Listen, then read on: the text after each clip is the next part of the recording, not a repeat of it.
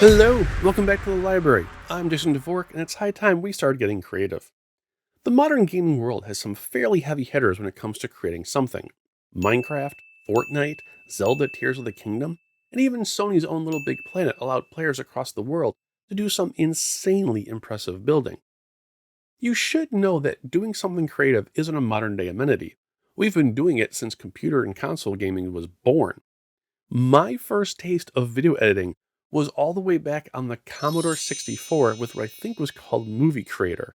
It allowed you to choose a background and then add characters and objects to interact with it.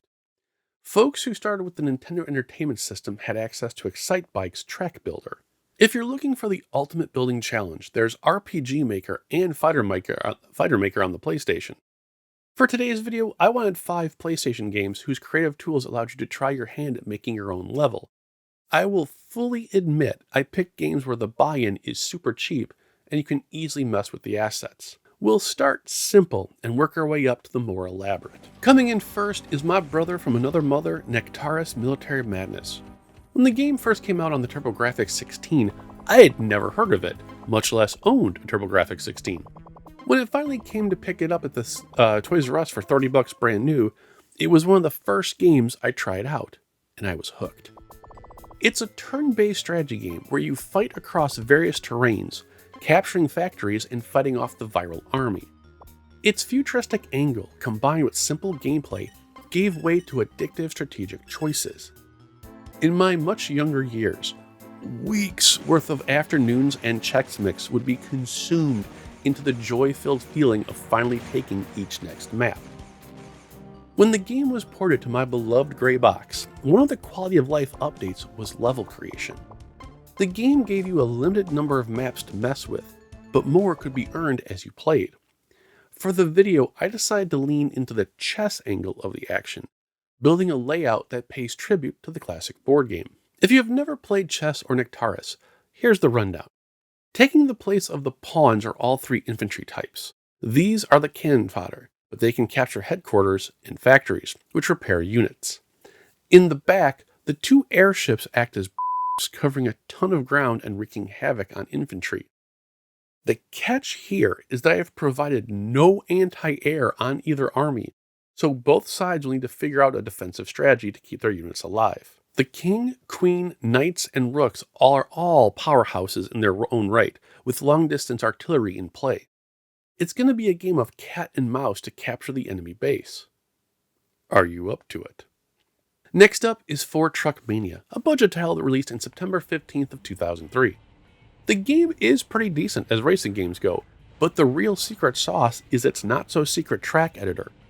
One of the easiest to use in the genre, the game presents you with a simple giant grid and a credit limit. Each piece you place takes up a certain amount of credits, so you can toy with both the length and the content of the track. The available pieces aren't duds either. You have your straightaways, 90-degree turns, dips, jumps, bridges, thin and thick passages, and more. My contribution to the party is a looping madhouse of speed bumps and straightaways. The speed gained on the former will need to be properly managed as you hit the ripple road sections, or you'll be launched into the stratosphere. The track editor even supports the game's 3 racing modes, so you can race against each other in the opposite directions. It's a hoot. Our 3rd and 4th representatives could have easily swapped their spots based on what you focus on, but for me, I found Tenchu 2's level designer a little more friendly, but not in the way you think. First, it's one of the more robust toolsets I've seen in a game. Even with just the starting pieces, you can build a fairly elaborate little playground. Tenchu 2 allows you to choose the mission type, and from there provides walls, decor, enemy types, and more. More impressive is that you can program the enemy's artificial intelligence, including movement, pauses, and turnarounds. Your available canvas for creating a level is fairly sizable, and they give you the world pieces to use at all of your arsenal, including platforms to grapple to. For this level creation, I decided to have a little fun and pay tribute to the work Bo at the Rings of Saturn has been doing. When my level starts, you're standing with Bo, and you must work your way through the maze of soldiers and archers. You can use your grappling hook in the beginning to get a feel for the situation, but once you reach the hallway, it's all combat all the time. Once you reach the final room, a scroll with all the newest program sheets he's discovered is waiting. Pick it up and then work your way all the way back to him. Once handed over, the mission is a success. Since the game times you, you can also try to create your own speed run. Save the programmer's cheats and save the world. The other Activision game in this list is Tony Hawk's Pro Skater 2. One of the most incredible sequels in the PlayStation library, the game's new manual transition move allows for some incredible combo scores and bragging rights. It's also a great primer for heading into the skate park designer and creating the ultimate grind, literally and figuratively. Tony Hawk's design environment is really well-rounded and robust in its toolset.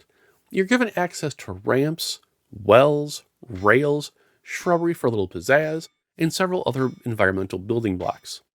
To build your perfect skate experience, unlike Tenchu 2, where you must unlock extra themes, Tony actually gives you 4 visual sets right out of the gate. Most impressively though, and why I had it higher on the list, is that you can create your own gaps and name them.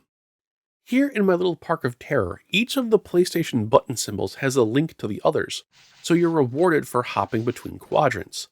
These gaps can be assigned jumping or rail qualifications and then given a score rating. There's something so satisfying about landing your own jump, but be wary of a little visual illusion.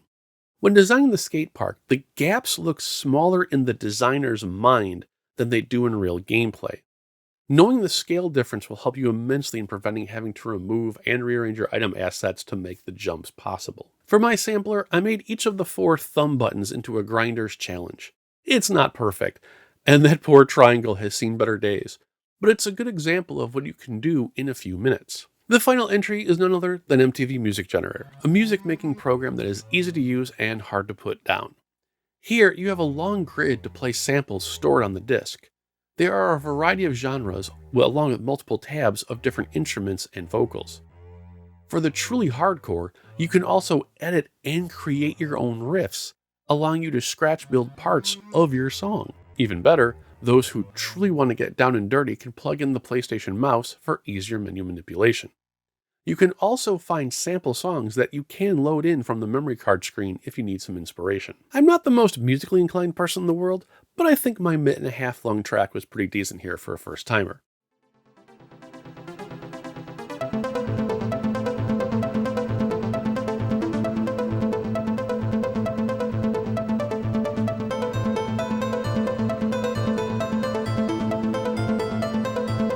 An important note here is that MTV Music Generator appears to not like anything other than the original hardware.